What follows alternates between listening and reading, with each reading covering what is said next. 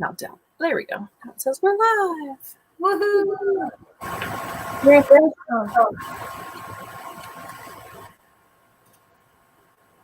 That was weird. The sound got really wonky, but I think it's okay now. Wonky. How often do you find yourself using that word? It's so funny because I actually do use it more than you would think. I find myself, and not purposefully, not purposefully. It just kind of happens. Like it's actually funny because after I had named my series, The Wonky Witch, that was a word that they ended up using in one of the Harry Potter movies. I can't remember which one it is, but he says something in one of the later Harry Potter movies. I think it's Ron says, "Oh, and they're looking at the teacups inside the teacups at the tea." And he says, "There's kind of a wonky cross here." And I was like, "Hey, that's my word." Don't be stealing my word. Right? Yeah.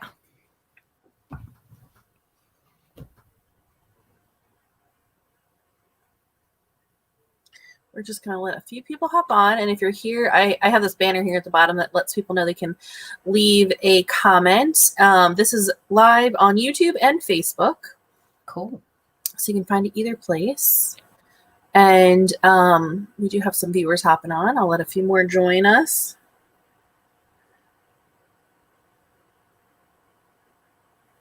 I really like that picture. It's really pretty. Thanks. I tried to be festive. I like to make these decorations. It's so funny because I've been like really trying to figure out when I was going to put my Christmas tree up. I think the earliest date I've ever put it up was November 12th. And I kind of just tried to get it up. I think it was a couple years ago that year on the 12th because just to be, because I knew Thanksgiving was coming up and it was going to get a little crazy. And so I wanted to put it up. And now I'm like home all the time.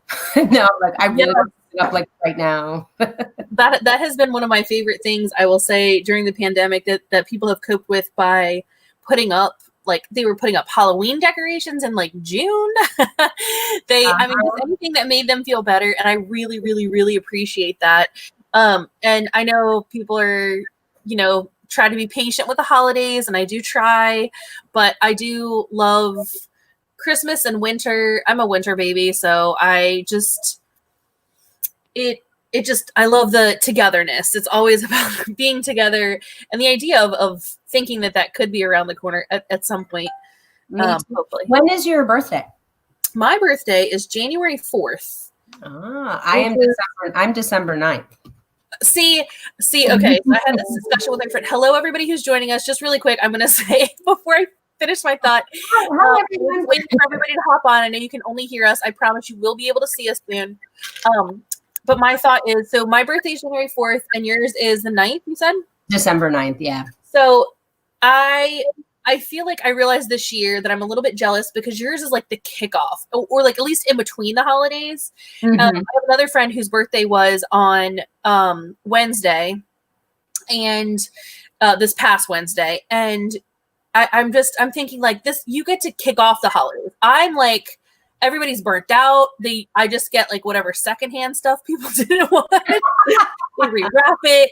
So my brother and I both are December babies. He was born December 4th. I'm December 9th. So both of us, our birthdays are right before Christmas. And my mom always kept it separate. She never made us feel like our birthdays weren't important, like it wasn't lumped in with Christmas. But I've always been, anybody that knows me knows that I'm totally obsessed with Christmas, which the fact that I wrote 4 Christmas books, it's not really surprising. But it's a magical time, not just because it's my birthday. It's just it's a time of year that I just love. So yes, but she always kept it separate and always made it's special. So I hope yours was special, even though it's after the new year. Yes, it usually is pretty. When it was also a lot of times it was the day that you went back to school, or it was like the first week of going back to school. Hey, I always, like in college, I had exams on my birthday all the time because it was the end of the semester, right before you went home for the holidays. So in college, I had multiple exams on my birthday of December. So. Yeah. All right, I'm gonna add us to the screen now since we got a good amount of viewers here. Okay. I'll throw now they can see our pretty faces as we were talking for the holidays. I know. I don't know. I just always do this You can see the mess of the bookstore behind me, boxes, piles of boxes as I unpack everything. Wait. Do you have a new storefront, or is that just how you're keeping them? It's just in my garage. I'm doing everything from my house. So That's cool though. yeah, it allows me to be a little bit more flexible, and I'm calling it really a traveling bookstore because the idea is that I'll be able to do more events like we had. So for those of you who don't know, hi, I'm Liz from Capricoast Books. We did have a storefront in downtown Bel Air until August 29th. That was the last day that we were there, and we Corona kind of made us like reevaluate a little bit. So we actually moved to the beach. And we decided that we can do things. I like to do small festivals and events because it's another way to spotlight authors, but also just travel a little bit more and be where people are already going to be at like farmers markets and stuff. If they're already going to be there, then I can be there and I don't have to sit around in a store. As much as I loved having a store and having people visit when they wanted to, it was kind of nice to have those kinds of events. So I hope to be back in Bel Air for the Bel Air Market that they have. I know actually today I think was the last one for the season. Or it's this weekend or next weekend. It might be next weekend. I could be losing track of days. Everything's blurring together. We're already getting that holiday feeling for me. I love it, but the time just flies by. So, and with me, I should say, we have author here, Becky Titelman. And she wrote, a lot of you probably know who are joining us. You probably already know all her books, but for the sake of those who don't, she wrote a series is writing a series called The Wonky Witch. And we celebrated book 5 last Friday night, October 30th. And we were talking and I was just like, oh, you have a bunch of holiday books. Let's do a holiday event. I'm ready for it. So that is why we're here now. So we were talking a little bit earlier. You might have heard if you're watching this on playback, that's what we were talking about is the Wonky Witch series. And yeah, and I have these great, if you order any of the Wonky Witch books, I still have these great, they're actually pencil wands. They're really cool. You can sharpen them and they're wands that Becky gave me to send with a few books. I have a few of those left. They're limited, but I will send those with any Wonky Witch book purchases. Yes. And you can do that with any of the books if they get 1, 2, 3, Got it. Whatever. Yeah. Yeah, because we sold out of a lot of those. I have plenty of book 5, but I am working on ordering the other ones. But you can back order them on the website so that you will be first in line to get them if you want. And then I also have plenty of these holiday books. So I don't want to take up a ton of time. We'll let people, I know it's a Sunday night. I had to think about what day it was. I wanted to say Friday. It's a Sunday night, so a lot of people are going back to school, going back to work. So we won't take up a ton of your time tonight. But I thought this would be fun to kind of have a story time. But first I will, I'm going to save the one that you're reading from last. Okay. I'll let you talk about these a little bit. Sure. So this is, which one did you write first? I should hold that one up. That one, the one that you're holding. That is The Stable Elf. That was the very first Christmas book that I released. The inspiration for that book kind of came from just thinking of our classic holiday tales that we love. This particular one is centered around Rudolph. So it's around the story that we all know and love already of Rudolph. And it's all about the little elf Jingle, who has just started working for Santa as the elf that takes care of the reindeer. And he's the first one that discovers that Rudolph's nose is glowing. And oh my gosh, do I tell Santa? And oh, is the reindeer sick? Like, what's wrong? And he doesn't want to, disappoint Santa on his first year on the job. So it's kind of it's the story that's going on in the town around him, around the story that we all already know of Rudolph. So that one was so much fun to write that then I wrote A Boy and His Snowman. That was the second one. And that is kind of the backstory or the story that's going on around Frosty. And so it's all about the kids who built Frosty, why they built him. And we know that he thumped his way away, but does he ever come back? And so that was a really fun one to write, and just kind of creating my own spin on, those characters around Frosty and where he came from. So, and then the third one I wrote was A Hippopotamus for Christmas. I loved writing this one. And I actually did a little research because this little girl, Avery, that this book is about, she has a crazy imagination. You can see her right there. She looks like she's a fun kid. You'd have to have a crazy imagination to ask for a hippopotamus for Christmas, I guess. So she actually gets one for Christmas, and it's everything that happens in her house, all the craziness with a baby hippo running around. And that one, I was going to say, and the hippo is actually named Matilda. And for anyone who doesn't know about the song, I Want a Hippopotamus for Christmas, the little girl that sang that song and recorded that song back in the 40s or 50s, I believe, she actually did a promotional event for that song. And she's posed with a baby hippo named Matilda at a zoo for pictures and promotions of the song. And so that's why I gave the hippo the name Matilda. That's perfect. So yeah, I did some research on that one. That was really neat. And then the very most recent one that I wrote is Partridge and a Pear Tree, not Partridge in a Pear Tree. And that is all about a little girl named Maisie. That is actually the one I'm going to read from tonight. There is someone out there named Elena, and Elena asked me to read from Partridge in a Pear Tree. And I actually really would love to, because that's my most recent one. And so I'm excited to read from that. But that's all about a little girl named Maisie who moves to a new town called Partridge. And she and her mom are kind of getting a fresh start in this new town of Partridge. And she goes into this beautiful toy store, and she's just drawn to this toy store for some reason. And she ends up opening a very elaborate, beautiful toy chest in the back of the toy store, and ends up falling into the toy chest and into Santa's world. And she finds out that she's there for a reason, and that Santa actually summoned her there because he needs help. He needs help to fill his magical bag. His magical bag is not filling anymore. It won't hold the toys anymore. And she has to go on a quest to help him find the 12 gifts of Christmas. So the partridge in the pear tree, the turtle doves. So it's a really neat quest story.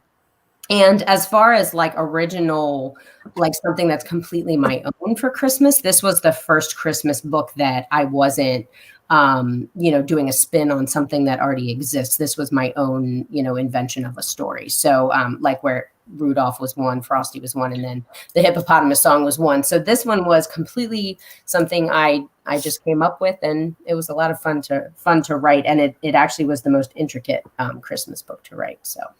It's interesting. I love it so much already, the idea. But one other thing that I'll say is that you, just looking at these, since I can hold them, they're all different sizes. And that sounds crazy. Actually, these two are the same. But something that I noticed is that you have different fonts, and that some of them have fun, like the chapters have names instead of chapter headings, which I really like, because I think it breaks up the story in a really different way. Trying to find a picture of this one. Instead of saying like chapter 1 or chapter 2, it has exactly. Yeah. So that's really definitely a special thing, and I love that it's a different way to break up. I'm always one of those people who likes to read like a chapter a night kind of thing. Mm-hmm. And so it's kind of another way to do that. It's like, where do we leave off? For me, I have admitted this before, I'm one of those weird people who does not use bookmarks. I just remember what page number I'm on. Seriously? Wow. And I read multiple books at the same time too. So I will not dog your page, but I just will pick up a book and I'll, generally know, because I leave off on even numbers too. What if that's not the end of a chapter? It kind of depends. Like, sometimes that's okay. Sometimes I need to like put it down. But anyways, but this will make it easier. Like, then I would just read to Christmas Eve kind of thing, and I wouldn't feel. There are page numbers, but I feel like I would still do that. If it's not an even number, at least I would leave off on a chapter. And each one of these kind of has a special story about, how I worked on the book. Like, just for example, the best one would probably be, this Partridge in a Pear Tree, I worked with Amelia Grace. She has been my illustrator for many of my books. But A Boy and His Snowman was actually my cousin. My cousin Michael did the covers, both the back and the front covers, and all the illustrations throughout. That was the first time I'd ever done anything with digital drawing, and it was every other illustrator I had up until that point would draw on paper. And so if I wanted to change anything about it, he would have to, totally redraw the whole thing. But this, I would say, Frosty's arm looks weird, like fix his arm on the front cover. And he would send it back to me in like 2 minutes and is like, that better? And I'm like, how'd you do that? Because he was digitally drawing it. And I'd never had an experience with an illustrator doing it that way up until that point. So interesting. Yeah. And it was cool to work with a family member, and he was in California and I was here in Maryland. So we were so far away from each other, and we still, everything was done via email and stuff. It was really a different experience with an illustrator that way. That's awesome. And yes, and I just said, oh yeah, when you said Amelia Grace, because I met her at the Authors and Artists event last year that you were at, and I started carrying, I have some of her pins. I haven't put them on the website yet, but I have a few of her pins because I love her illustrations as well. Did you say your cousin, does he do that professionally? Does he illustrate books? No, I think this is the only one that he has done. He is a digital artist, and I know that that's what he went to school for. And I think he does a lot of work like this kind of work on the side. But this is the only one so far that I've worked with him on. I would, I'm hoping eventually in the future to maybe do a few more. But now I found Amelia Grace, and she's awesome too. So I know, right? It's hard. It made A Boy and His Snowman and something, Christmas, since Christmas means so much to me, it made A Boy and His Snowman really special to be able to work with my cousins. So two other things maybe before we get started reading again. I don't want to take up a ton of everybody's time as I have all these questions and I have so much to talk to you about. But I don't want to leave this one out. This standalone. He's not the Wonky Witch. He's not Christmas. He's his own entity. That's right. Yeah. So It's a Dog's Life. That is the most recent novel that came out right before The Wonky Witch. As far as in succession of my books, that's the most recent one. And we talked a little bit about it this summer, before I read that chapter from The Wonky Witch, book 5. But it did take me 10 years to write that book that she's holding, because I picked up other projects and stuff in between that. So it took me from 2009 to 2019 to finally get that book out.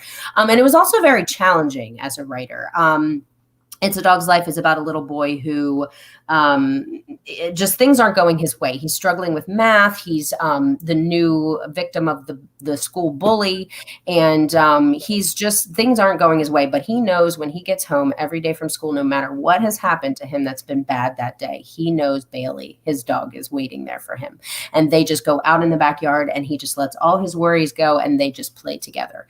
And so something magical happens to the two of them. And it was like literally the most challenging book I've ever written. I mean, you're talking about Wonky Witch ones that are 400 pages. That one was even more challenging because of what happens to them.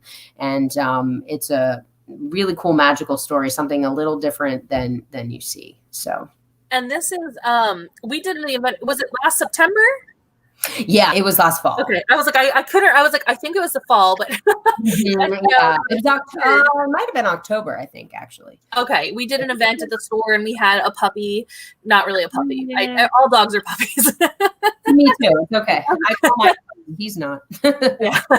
So that was a lot of fun, and I would love to do an event like that. Hopefully, again in the future with a rescue. But my other question was, what's next? Okay. You're decompressing after book 5? Yes. I have a couple books that I have been working on over time. I really would like to get the rest of the Wonky Witch series out. I'm hoping to do that soon.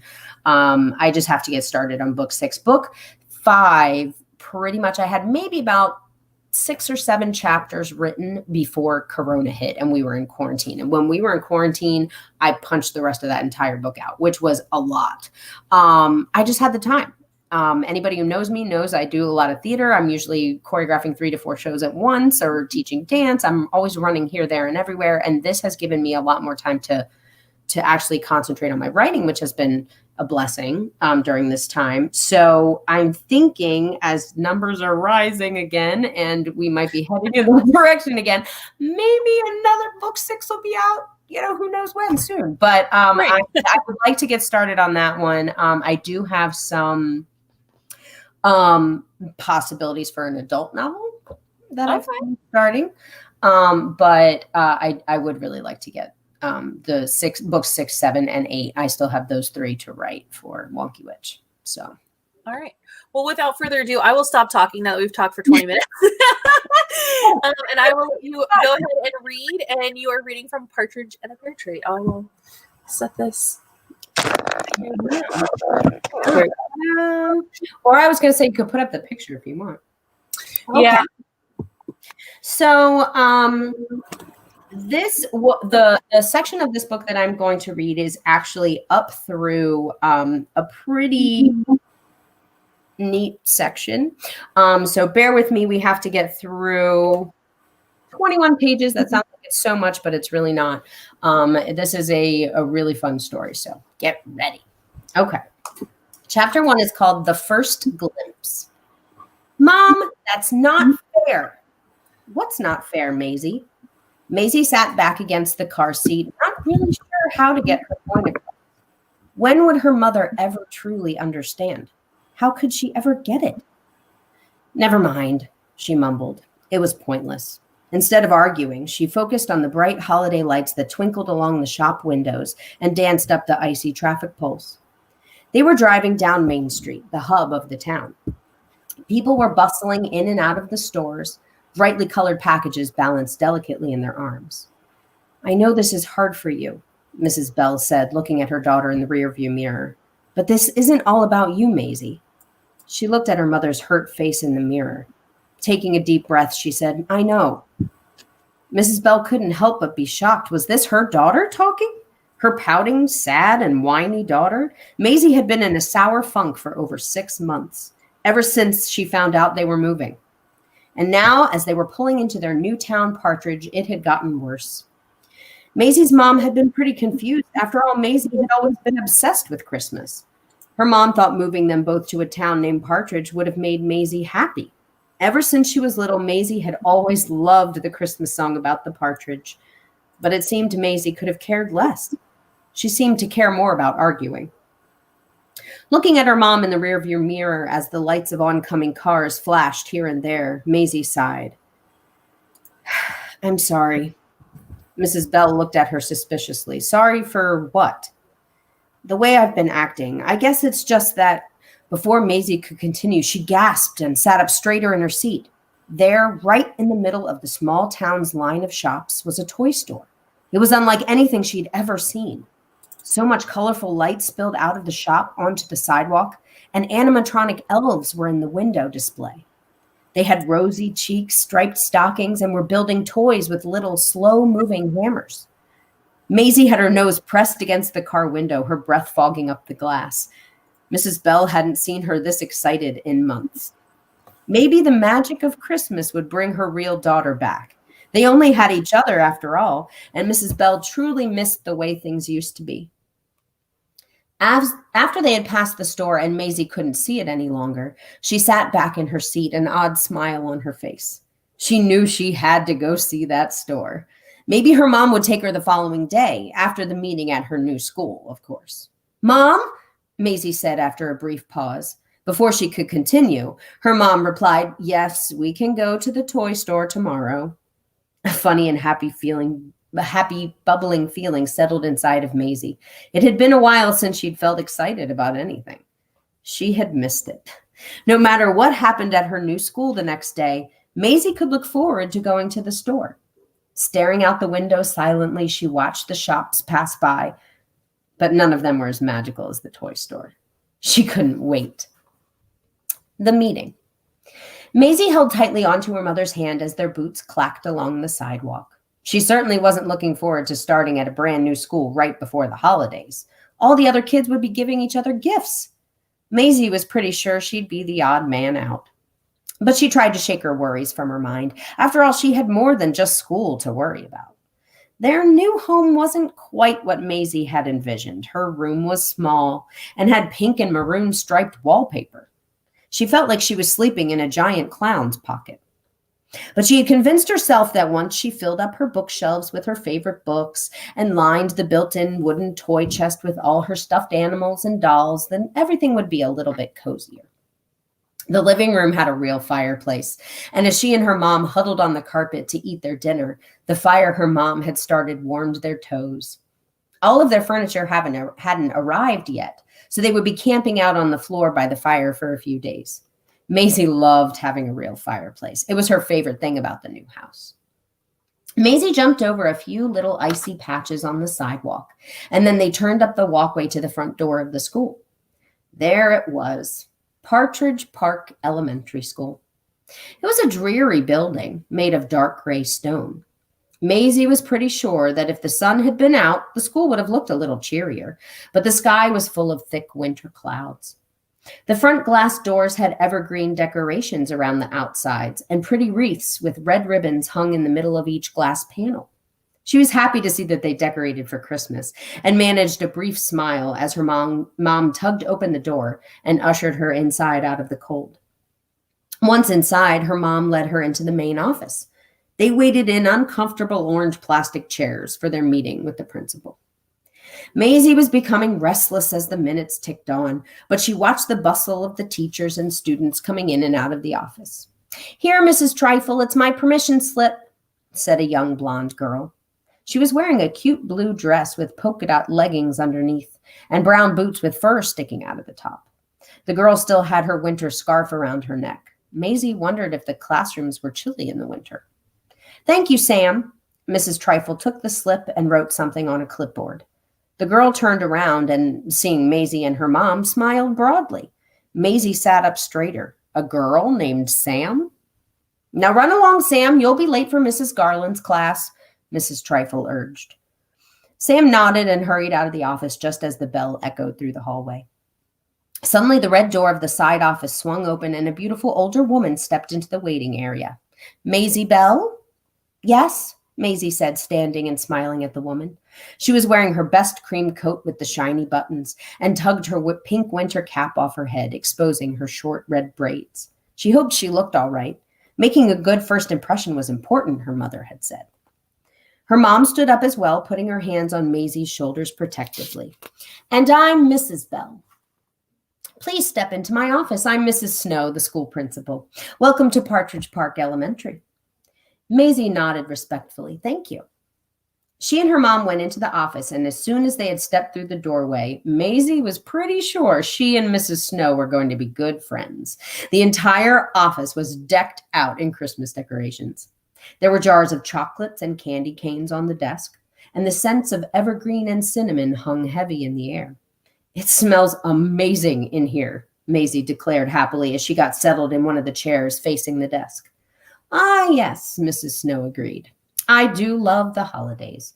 I tend to go all out this time of year." "Well, then you and Maisie will get along just fine," Mrs. Bell said. "She might want to get into trouble just to come visit you in your office." "Oh, Maisie, that wouldn't be necessary. You can come visit me anytime at all. I can always use decoration helpers around the school." "Really?" squeaked Maisie. She was officially in heaven. "Of course," Mrs. Snow said with a broad smile. "The elf squad will be decorating the West Wing's classroom doors today." "The elf squad?" Maisie asked. "Oh, yes," Mrs. Snow said with a laugh. "That's what I named our holiday decorating committee. They truly are a wonderful group of students." "Sounds right up your alley," Mrs. Bell said to Maisie as she sat down beside her daughter. "We would love to have you join," Mrs. Snow added, placing her hands on her desk. Her eyes twinkled merrily, and Maisie immediately knew this was the perfect school for her. "Thank you, Mrs. Snow. I'd love to." "You can help us with our next project on Friday, as soon as you have a few days of school under your belt," Mrs. Snow said. "That would be great," Maisie agreed. "What is it?" "Decorating the entrance to the auditorium with presents and giant candy canes." "Wow, that sounds like fun," Maisie replied excitedly. "Now let's get down to business," Mrs. Snow said, pulling a few file folders from under her pile of papers on her desk. "About your classes." Maisie zoned out for a few minutes, her mind clouded with thoughts of elves, candy canes, and twinkling lights. She couldn't wait to meet the other kids in the elf squad. She could, however, wait to start math class. The next chapter is called The Toy Store. Maisie let go of her mom's hand as they tried to swerve around the other bustling people on Main Street. It was a madhouse. There were men wearing hats tugged down tight on their heads and overcoats, balancing packages and piping hot travel mugs of coffee, darting in and out of the brightly lit stores. Women seemed to huddle together in small, excited groups, admiring each other's purchases and holding on to each other's arms as they weaved through the crowds with rosy, smiling faces. Many of the people nodded to each other, hugging friends as they met on the very crowded sidewalks, and wished everyone they passed a Merry Christmas. Maisie was slowly falling in love with her new town. She wasn't quite sure she should tell her mom. After all, she had spent a few months pouting, and she wasn't quite ready to give up the fight just yet. But here they were, just as her mom had promised, heading down the sidewalk toward the toy store. Maisie's heart was hammering excitedly. On their ride into town, Maisie was sure she had never seen a toy store like this one, and she began to grow impatient, finding her mom's hand again and tugging her down the sidewalk. Okay, Maisie, her mom panted. I'm coming. You didn't want me to knock that man over, did you? Maisie smiled. Of course not, Mom, but we're almost there. Come on. As they zigzagged around a crowd of teens sipping hot chocolate and a few young mothers pushing strollers, they finally arrived. There it was. Maisie stopped in front of the store, unable to stop her jaw from falling open. The doors were golden, the windows were alive with twinkling lights and the animatronic elves, and there were rolling hills of snow around all the displays. Maisie's eyes traveled upward to the sign right above the doors. It read Mr. Snow's Toy Emporium. Mr. Snow? She asked, looking over at her mom, who could only shrug. Maybe it's Mrs. Snow's husband. Wow, no wonder Mrs. Snow is so good at decorating. I bet she helps with all his window displays. They sure do like Christmas, Maisie said, looking back up at the golden words above the doors. So does someone else I know, Mrs. Bell said, smiling down at her. Maisie smiled back and then walked closer to the window, staring at the elves and their slow-moving hammers. It was mesmerizing. The little tools came down lightly on each nail as the robotic elves built a car at one end of the window and a nutcracker doll on the other. Maisie turned to her mom with an expectant look. All right, Mrs. Bell agreed, seeing the delighted expression on her daughter's face. Go on in. Maisie zoomed past her, flung open the door, and headed deep into the store, leaving her mom behind on the icy sidewalk. Her nose was instantly blasted with the glorious scent of cinnamon, and the twinkling lights around each display seemed to beckon her onward. Mr. Snow's Toy Emporium was, without a doubt, the most amazing toy store she had ever been in. And boy, was she glad that it was there in her new hometown. She felt more at home than ever as she wound through the close displays and aisles bursting with beautifully handmade dolls, figurines, and Christmas ornaments. As she reached the very back of the store, Maisie slowed down a bit, taking it all in. The rear corner had been transformed into a reading nook, surrounded by cozy rugs, pillows, and bean bags.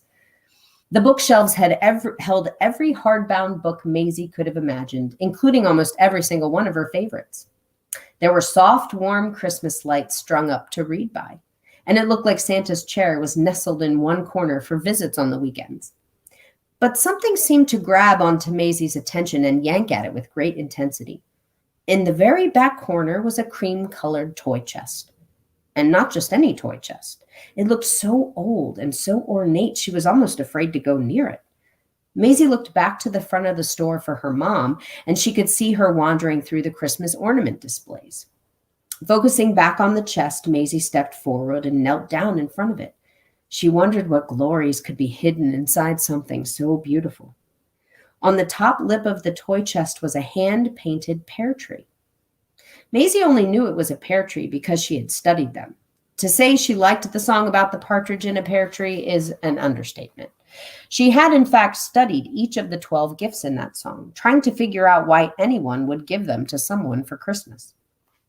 Maisie pushed back the sleeve of her coat and ran her fingers delicately over the painted pear tree. The paint seemed to shimmer in an odd way.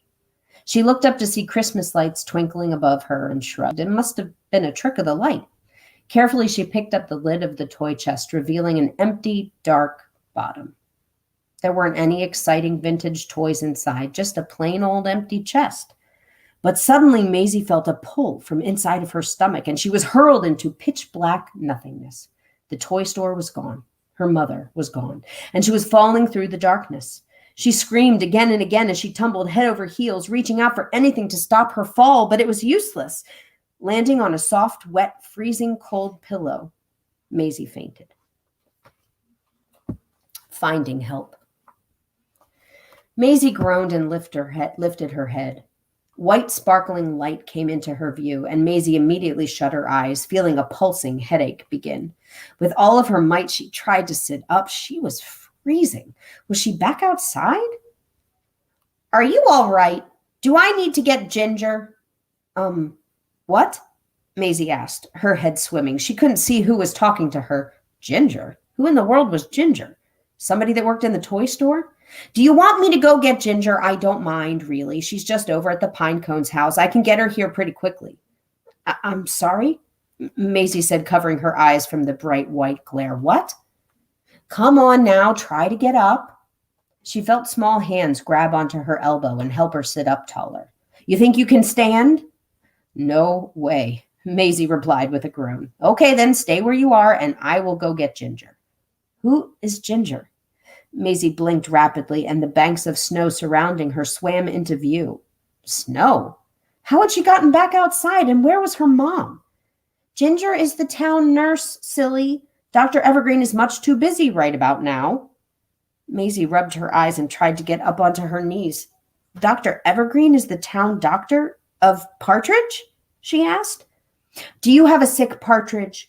That would need to be seen by Dr. Antler. He handles all the sick animals. No.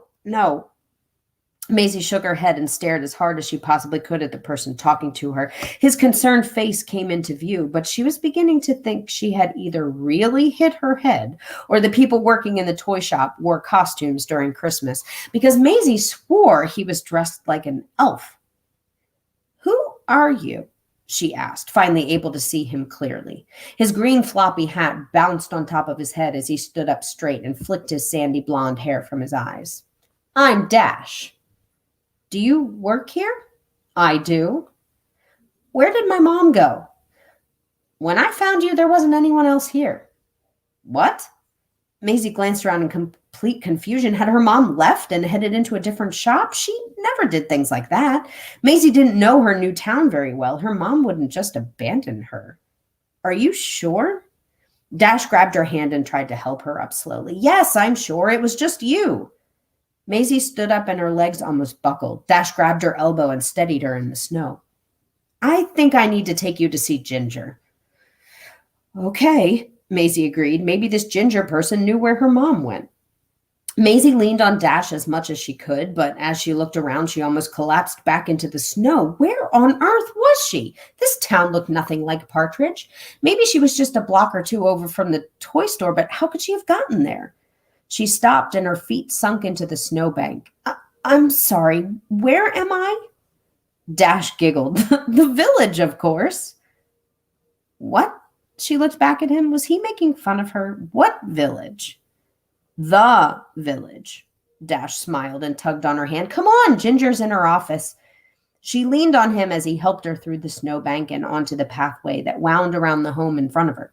Light flickered in each window of the home, and colorful Christmas lights lined each door and porch post. Maisie looked back at Dash. He was dressed in boots, striped white and red stockings, green velvet shorts, a red coat, and his green hat. He looked like a classic holiday elf. His costume must have cost him a fortune, though. Maisie had never seen one more detailed and elaborate. His hair flicked out from under his cap, and it swooped back and up in an Elvis sort of way, giving him quite a dashing appearance. Well, a dashing one for an elf. She figured that's where he had gotten his name. I'm sorry, I'm confused, she said, but Dash simply continued down the brick path. Me too.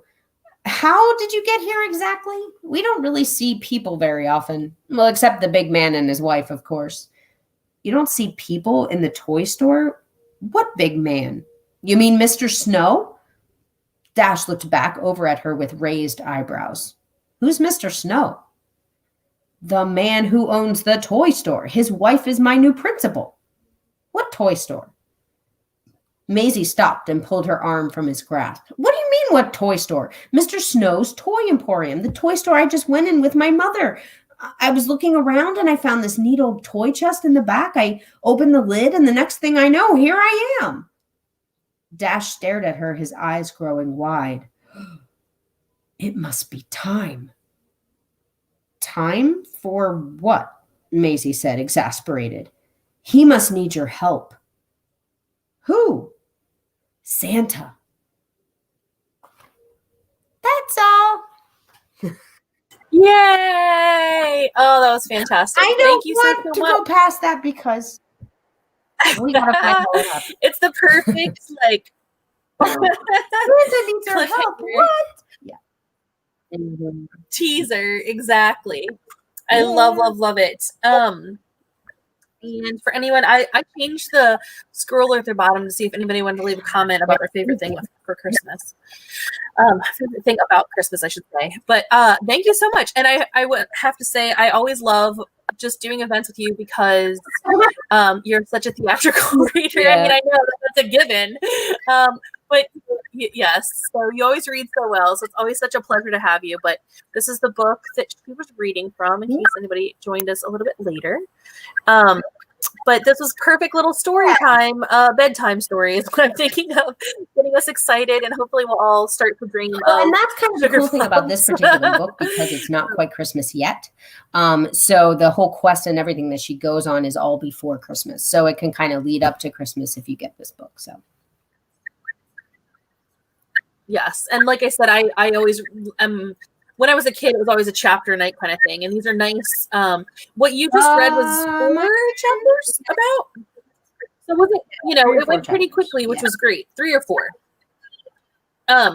So I love that because again, like you said, it's leading up to the holidays and Christmas and things like that. So if anyone has any questions or you're rewatching this later, you can always leave us a comment and we will be joined by Becky again. I am sure we are going to work on some kind of schedule so we can read some more of these for you over the next month or two. As we again head towards the holidays, and so we can have a cheerful time. If you want to leave a comment, if you have any questions, like I said, I will share them with her at the next time we do this, and just follow our YouTube page or our Facebook to see when we make those events. And I don't think anybody has any questions tonight, but we'll cut this off because it's about 45 minutes. That's a good. Even though I talked a lot at the beginning, you did a great job reading. It's cool because now that I have so many of them, there's a lot to talk about and a lot to tell them. So. Yes, exactly. I'm sure even in the beginning, when there was just a few, I'm sure you're so great with just everyone you talk to and everyone you meet. So you always got a story to share. So I'm sure even when there was only one book, it was still fun to share. So I don't know. You had almost all of these. I think you've only put out 2 since I've known you. So I guess 3. Really? Yeah, I was going to say 3. 4. I forgot book 4. Yeah. So, all right. Well, have a wonderful evening. And you and I will set up a schedule for more of these soon. Yay. Sounds great. Have a good night, everybody. All right. Bye.